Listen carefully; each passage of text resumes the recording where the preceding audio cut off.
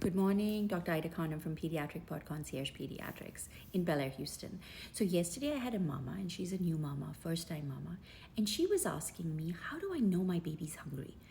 What are the breastfeeding cues? And she told me, I have never had a baby before, and what am I supposed to be looking for? And really, and that's why I was talking about lactation consultants in the past, that they kind of teach you a lot of these things before you have your baby. But some of the cues, and again, babies who are breastfeeding can have subtle cues. Like literally they were asleep and then they suddenly start moving and moving their lips. That might be one. They suddenly become a little more wakeful. They start putting their hands towards their mouth.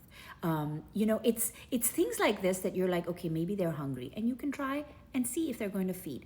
Usually, we want to pick up on those early cues so that the baby is not crying, not upset, not irritated, because then they will relax, they will latch on better, and they will feed better. If you're actually going to wait for your baby to actually full blow cry and be upset because you're not understanding that she's hungry, you kind of then have to firstly calm her down before she'll latch on. Number two, she's taken in a lot of air, so she might be uncomfortable while she's feeding, and so she may need to burp during the feed. So again, realizing and learning your baby's subtle cues to breastfeed is important, because then you're basically feeding before the baby gets upset and angry. Again, I hope you found this information helpful.